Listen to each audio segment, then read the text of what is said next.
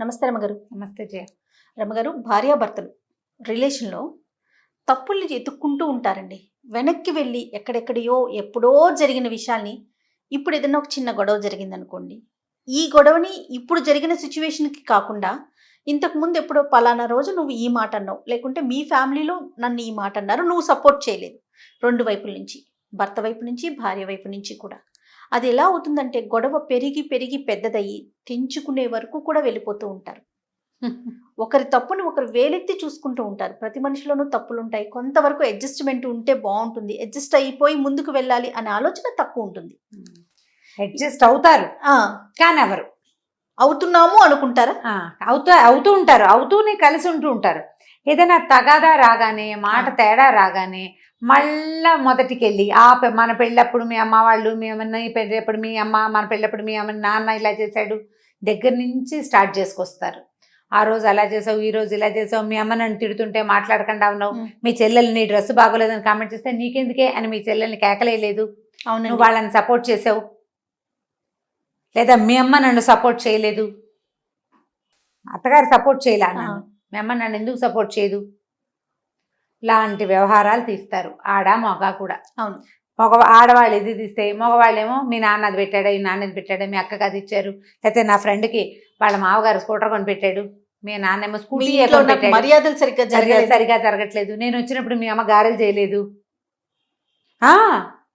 నిజంగా మంచి వంటలు బాగా చేసి పెట్టలేదు, మనం ఇంటికి వెళ్ళినప్పుడు మీ అమ్మ నాన్న బయటికి వెళ్ళారు, అలాంటివి. పక్క దుప్పట్లు మార్చలేదు, వ్యవహారాల మీద కూడా పోటాడుకుంటారు చేయ. నిజంగా ఇప్పుడు నీకు పెళ్ళి అనగానే ఇదివరకటి కాలం వేరు, ఈ కాలం వేరు కాదు ఉంది కదా జయ. అవును, పెళ్ళి అనేది కామన్ ఫ్యాక్టర్ అప్పుడు ఇప్పుడు కూడా. కాకపోతే ఈ భార్యాభర్తల సంబంధాల వ్యవహారాలు ఇదివరకటిలాగా ఇప్పుడు లేవు. ఎక్కడ మారింది, మార్పు ఎక్కడుందంటావు?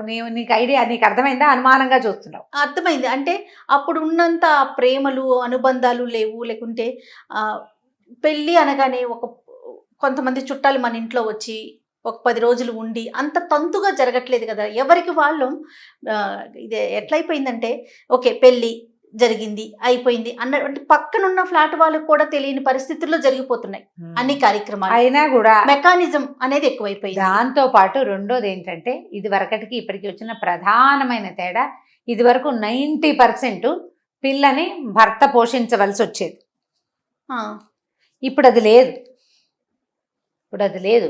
90% ఆడపిల్లలు సంపాదన పరులుగా ఉంటున్నారు, స్వతంత్రంగా ఉంటున్నారు, ముందు నుంచి ఇండిపెండెంట్ భావాలతోటి పెరుగుతున్నారు. నీతో పాటు నేను సగం, ఆకాశంలో నేను సగం అనే భావజాలాల్ని విపరీతంగా కలిగి ఉంటున్నారు. నేను మాత్రం ఏం తక్కువ అంటున్నారు. ప్రాక్టికల్గా కూడా చేస్తున్నారు. అది ఉంది. అక్కడి నుంచి వీళ్ళకి చట్టపరంగా కూడా కొన్ని అవకాశాలు వచ్చినాయి. ఇక్కడ ఏదైనా తేడా వస్తే ఏమై పోలీస్ స్టేషన్కి వెళ్ళిపోవచ్చు, ఓ రిపోర్ట్ చేసేయచ్చు. ఈజీగా భర్తని అత్తగారిని ఎలా ఇరుకుని పెట్టాలో, ఏది ఆయుధాన్ని వాడాలో కూడా తెలుసుకుని ఉంటున్నారు. పైగా చిన్న చిన్న పిల్లలప్పుడు పెళ్లిళ్ళు కావటల్లా వయసు పెరుగుతోంది. వాళ్ళకి స్వతంత్రమైన భావాలు, ప్రతి విషయంలోనూ ఒక ఉద్దేశము, ఒక అభిప్రాయము, మెచ్యూరిటీ లెవెల్స్ ఎక్కువైనాయి. అంటే సెల్ఫిష్ మెచ్యూరిటీ పెరిగింది అనమాట. Self maturity. ప్రపంచం పట్ల వాళ్ళ దృక్పథాలు మారడం కాదు, అది తమని సాటిస్ఫై చేసుకునే విధానాలు విపరీతంగా పెరిగిపోయినాయి. ఈ పెరిగిన నేపథ్యంలో ఈ పెళ్లిళ్ళు వచ్చేసరికల్లా ఏమవుతుంది, అమ్మాయికి ఒక ఐడియా ఉంటుంది, అబ్బాయికి ఆటోమేటిక్గా ఎవరి ఐడియాలు వాళ్ళకు ఉంటాయి. ఇవి రెండు కలపోసుకుని ఒక రకంగా చేసుకుని ముందుకు తీసుకెళ్ళటం కానీ, ఒకళ్ళు తగ్గటం ఇంకోళ్ళు పెరగటం కానీ ఉండట్లా. ఇద్దరు పెరుగుతామంటారు. కలపోసుకోవటం అసలు కుదరదు. నా ఐడియా నాది, నీ ఐడియా నీది. వాళ్ళు ఎవరో చెప్పారు, నా గది నా ఇష్టం వచ్చినట్టు డెకరేట్ చేసుకున్నాను, తన గది తను డెకరేట్ చేసుకుంది అంటే మీ ఇద్దరిది కలిపి ఒక గది కాదా అని అడగటానికి సిగ్గేసింది నాకు. వైఫ్ అండ్ హస్బెండ్ ఇద్దరిది డబల్ బెడ్రూమ్, తన గది తంది, ఈవిడ గది ఇంది. వైఫ్ అండ్ హస్బెండ్, నీకు అర్థమైందా పాయింట్? వీళ్ళిద్దరిది కలిపి ఓ గది కాదు, ఆ గది ఆవిడది, ఈ గది ఇంది. అలా అని కాదు, కామన్గా ఒక చోటే ఉంటాం అనుకోండి. కాకపోతే ఎవరి టేస్ట్ ప్రకారం వాళ్ళు సర్దుకున్నాం, ఎవరి పాటలు వింటాం, ఎవరి వర్క్ చేసుకోవటం, ఆ తర్వాత ఏమో చిల్ అవుట్ అవటం, రెస్ట్ తీసుకోవటం, అవన్నీ ఎవరి గదుల్లో వాళ్లే. అందుకని 2 గదులు చక్కగా బాగా అలంకరించుకున్నారు. ఈ మనిషిని నేను చూడలేదమ్మా, మన చుట్టుపక్కల ప్రపంచంలో లేరు వాళ్ళు. ఫోన్లో మాట్లాడినప్పుడు చెప్పారు అట్లా. ఎవరి గది వాళ్ళు డెకరేట్ చేసి పెట్టుకున్నారు. వాళ్ళ parents- పర్సన్ వస్తే ఏం చేస్తారు వాళ్ళ పేరెంట్స్ వస్తే అబ్బాయి గదిలో ఉంటారు, ఈవిడ పేరెంట్స్ వీళ్ళిద్దరికి కలిపి మూడో పర్సన్ వస్తే అప్పుడు ఏం చేస్తారు నేను అడగలేదు. నాకు కూడా భయం వేసింది అలా అడగడానికి. కదా నన్ను భయపెట్టేస్తారు జయ చాలా మంది. కాదండి, ఇప్పుడు ఎవరి పేరెంట్స్ వస్తే వాళ్ళ రూముల్లో ఉంటారు, సూపర్ బాగుంది.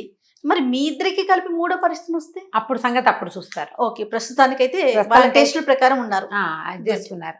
పగలు ఆయన ఛాయిస్, రాత్రి ఈవిడ ఛాయిస్ వండుకుంటారు, లేదా పగలు ఆవిడ ఛాయిస్, అలా కూడా అవన్నీ మాట్లాడుకుంటున్నారు పిల్లలు ఇప్పుడు. అవన్నీ మాట్లాడుకుంటున్నారు. వాటితో పాటు ఇంకా మాట్లాడుకుంటున్నారు. ఏదైనా గొడవ వచ్చి సర్దుకున్నారు, గొడవ వచ్చేసాక తర్వాత ఏదో సర్దుకున్నారు అనుకో, తర్వాత పాత విషయాలు తీయద్దు అనేది కూడా ఒక రైటప్ రాసి పెట్టుకుంటారన్నమాట. అది బాగుంది, పాతవి తీయకూడదు. బాగుంది కదా, వాళ్ళ ఇది దగ్గర చాలా బాగుంది. నేర్చుకోవాలి. ఆ, సరే, ఇప్పుడు ఇలాంటి విషయాల్ని ఇది అందరూ చేయరు. వీళ్ళిద్దరు కలిసే ఉంటారు. ఎంత బాగుంటారో, నీది నాది అన్న భేదం కూడా ఉండదు. ఎంత బాగుంటారో. కానీ ఏదైనా తగాదా రాగానే నువ్వు వాళ్ళు అప్పుడప్పుడో చేసావు, మీ అమ్మ ఇలా చేసింది, నువ్వు ఇలా చేసావు, నువ్వు అలాట కదా. చిన్నప్పుడు నీ గోడంత మంది గర్ల్ ఫ్రెండ్స్ ఉన్నప్పుడు ఉన్నారని తెలిసినప్పుడే నాకు బుద్ధి లేదు, అనవసరంగా నీతో ఉన్నాను అని నువ్వు ఇప్పటికీ నీ పాత కొలిగితో మాట్లాడుతున్నావు. ఎందుకు మాట్లాడుతున్నావు? నీ ఫోన్ నేను చూస్తానని అబ్బాయి ఇలాంటివి పోట్లాడుకుంటూ ఉంటారు. దీనివల్ల ఈ సంబంధం సజావుగా వెళ్ళదు. పాయింట్అవుట్ చేసుకుంటూ ఉండటం. ఇప్పుడు ఇద్దరు వేరు మనుషులు కలిసి ఉండటమే పెళ్ళి. ఈ వేరు మనుషులు అనగానే వీళ్ళ నేపథ్యాలు వేరు, చదువులు వేరు, పెంపకాలు వేరు, వాళ్ళ పేరెంట్స్ వేరు. మా పేరెంట్స్ మమ్మల్ని బాగా పెంచారు, వాళ్ళ పేరెంట్స్ బాగా పెంచలేదు అని అనుకోవద్దు. నీ పెంపకం నీది, వాళ్ళ పెంపకం వాళ్ళది. నువ్వు వీడిని పెళ్లి చేసుకున్నావు కానీ వాడి పెంపకాన్ని పెళ్లి చేసుకోవు కదా. నీకు అవసరమైనవి అనవసరమైనవి ఏవో కొన్ని విషయాలు ఉంటాయి, నువ్వు అడ్జస్ట్ అవ్వలేనివి మాట్లాడుకుని సర్దుకో. అంతేగాని వాళ్ళ అమ్మని అనకూడదు నువ్వు. వాళ్ళ పరిస్థితులు వాళ్ళవి. కొన్నిళ్లలో కుదురుతుంది పిల్లల్ని చక్కగా పెంచడం, భార్యాభర్త చక్కగా ఉండటము, అమ్మా నాన్న తాలూకు స్నేహాన్ని చూసి పిల్లలు చాలా నేర్చుకుంటారు. ఇక్కడేమో రెండో ఇంట్లో కొట్లాడుకుని అమ్మా నాన్న ఉండుండొచ్చు. ఇక్కడ పరిస్థితులు బాగోలేదు, వాళ్ళ కాంజుగల్ లైఫ్ సరైంది కాదు, పిల్లల్ని బాగా పెంచలేకపోయారు, వాళ్ళ ఇంట్లో పెద్దాళ్ళు ఉన్నారు, ఉంటే ఓ పరిస్థితి, లేకపోతే ఇంకో పరిస్థితి. పెంపకాలు వేరే ఉంటాయి. ఇప్పుడు మనమిద్దరం కలిసి ఒక చోట చేరినప్పుడు మనలో మనం ఎలా అడ్జస్ట్ అవ్వాలి? వాళ్ళ అమ్మని వాళ్ళ నాన్నని అనకూడదమ్మా. ఈ అనడానికి ప్రతి వాళ్ళ దగ్గర ఏదో ఒక లోపాలు లేని మనుషులు ఉండరు. పరమాద్భుతంగా అనిపించే మీ అమ్మా నాన్న చాలా మందికి నచ్చకపోవచ్చు, నీకు సూపర్ వాళ్ళు అంతే. నీకు మీ అమ్మా నాన్న హీరోస్, హీరోయిన్లు, అలాగే ఉంటుంది. మిగిలిన వాళ్ళకి వీళ్ళు ఓవరాక్షను, వాళ్ళ పేరెంట్స్ని పట్టించుకోండి, ఎప్పుడు పిల్లలతోటే పడి ఉన్నారనో ఏవో ఉంటాయి, నెగిటివ్గా మాటలు లేకుండా ఉండదు. అవును, మా వాళ్ళు మీ అమ్మ నాన్న నీకు ఎలా సూపర్ హీరోలుగా ఉంటారో అతనికి కూడా అంతే. ఇంత సూపర్ కాకపోతే ఎంతో కొంత వాళ్ళు ఇలాగే కనీ పెంచారు కదా పాపం. ఎవరికి వాళ్ళు గొప్ప కదండి. గొప్ప అయినా కాకపోయినా వాళ్ళకి ఓన్ థింగ్ అది, అంతే. వాళ్ళ సొంత అమ్మా నాన్న. నువ్వు ఒక హీరోయిన్ దొరికేవని అమ్మా నాన్నని వదిలిపెట్టేమంటే వాడు అవతారం కాదు కదా, ఆకాశం నుంచి పడిపోలా. అవును, తల్లి నుంచి వచ్చిన వాళ్లే కదా. కాబట్టి అప్పుడు మగవాళ్ళు కూడా అంతే. ఇప్పుడు ఇది ఆడపిల్లల్ని అనకూడదు, 90% మగపిల్లలు అత్తారి నుంచి డబ్బులు రావాలి కానీ ఈ పిల్ల వాళ్ళ ఇంటికి వెళ్ళకూడదు, వాళ్ళు వీళ్ళ ఇంటికి రాకూడదు. మీ అమ్మా నాన్నతో మాట్లాడడానికి మా అమ్మకి నచ్చదు కాబట్టి మీ అమ్మా నాన్నతో మాట్లాడకూడదు అనేవాళ్ళు నాదు ఒక పాయి పట్టుకుంటే ఎన్ని వెంట్రుకలు ఉంటాయి అంతమంది ఉంటారు.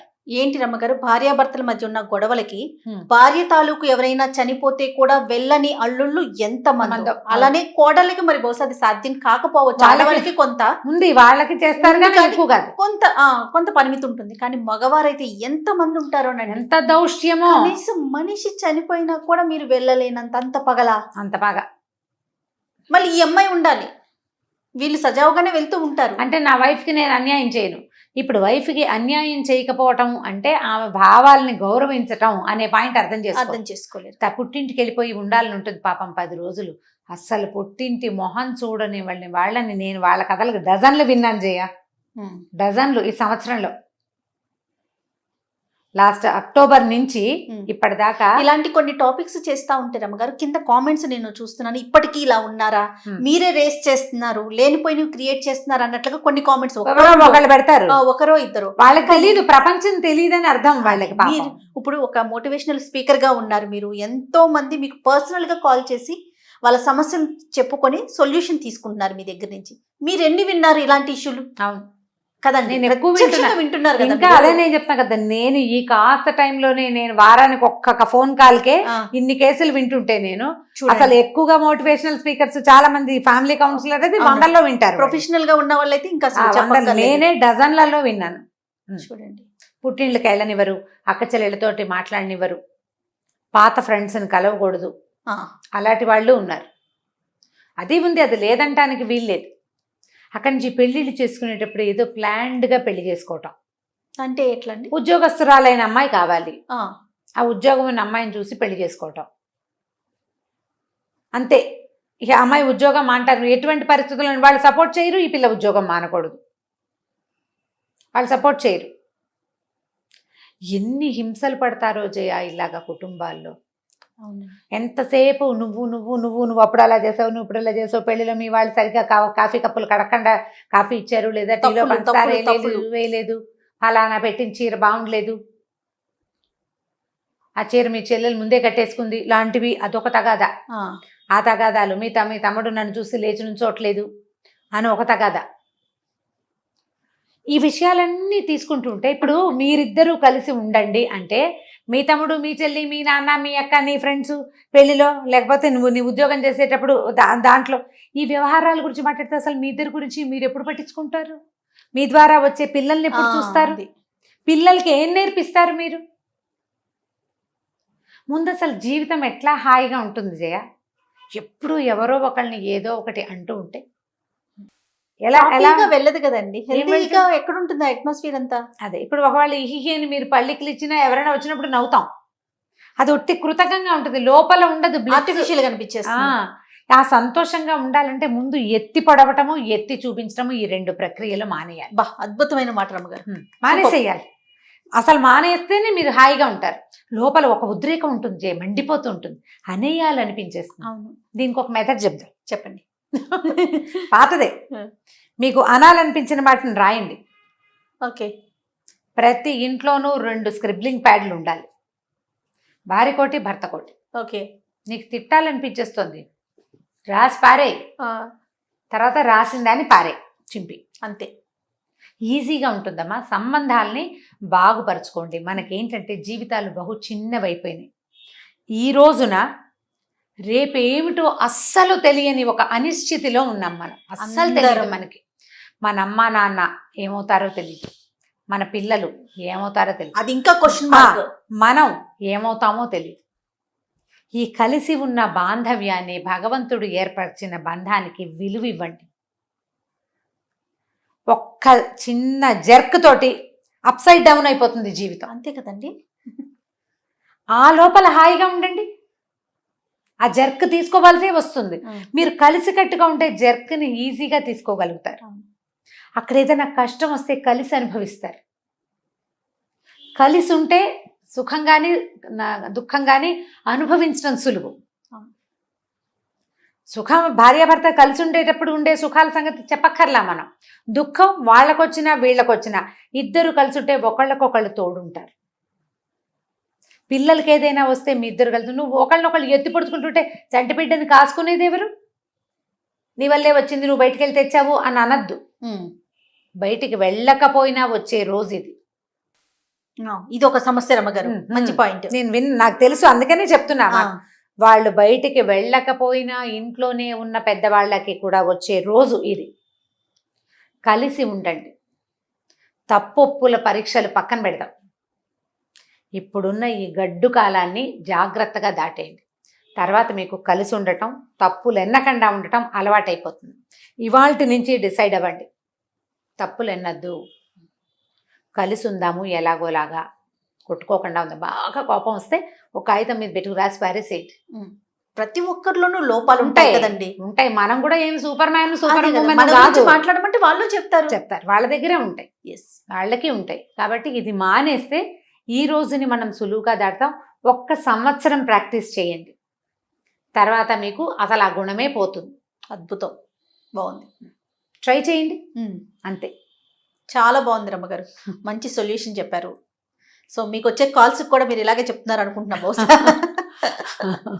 ట్రై చేస్తాను కదా జయ, కలిపే ప్రయత్నం చేస్తున్నారండి. మాక్సిమం అదే చేస్తాను జయ నేను. ఎందుకంటే నాకు బేసిక్గానే ఎస్, ఇప్పుడు ఎన్నిటి నుంచి విడిపోతావు నువ్వు? అది ఎక్కడికి పారిపోతావు? ఎక్కడికి పారిపోతావు? అమ్మా నాన్నలతోటి ఇబ్బందులు వస్తాయి. నేను సక్సెస్ఫుల్గా ఒక 3-4 బాగా ఫిక్స్ చేయగలిగానని నాకు అనిపించింది. నేను ఒక అమ్మాయి పేరెంట్స్ మీద కొంత గ్రెడ్జ్, కొంత బాధ అమ్మాయికి. చాలా ప్రేమగా ఉంటుంది, నాతో మాట్లాడుతుంది ఎప్పుడు. నేను ఎంత బాగా ఫిక్స్ చేయగలిగానంటే, ఈ మధ్య అమ్మాయికి ఒంట్లో బాగుండకపోతే వాళ్ళ పేరెంట్స్ వచ్చి సపోర్ట్ చేస్తే అబ్బా, అసలు ఆ అమ్మాయి ఎంత నార్మల్ అయిపోయిందంటే, ఏళ్ల నుంచి లోపల ఉన్న గ్రెడ్జ్ చెప్పి చెప్పి చెప్పి ఎన్ని గంటలు చెప్పిందో నాకు. అప్పుడోసారి చెప్పును. నేను చాలా పర్ఫెక్ట్గా ఫిక్స్ చేయగలిగాను. అసలు ఆ ఒక్క కేసు నేను చాలా బతుకున్నంత happy గా కాలం అనిపిస్తుంది. గుర్తుపెట్టుకోవాల్సిన అద్భుతమైన విషయం అన్నమాట. అమ్మా నాన్నల మీద కూడా అయిష్టాలు ఏర్పడే రోజు ఇది. అవునండి, అవునవును. దాన్ని సరి చేసుకోండి, మీ అంతటి మీరు ట్రై చేయండి, ఇతరుల సహాయం తీసుకోండి. ఎందుకంటే ఇది అసలు లోకం బహు చిన్నది, మన జీవితాలు చాలా ఇంకా చిన్నవి, ఇంకా చిన్నవి. ఇప్పుడు అసలు టైం ఉందో లేదో కూడా తెలియని పరిస్థితి మనది. అవునండి.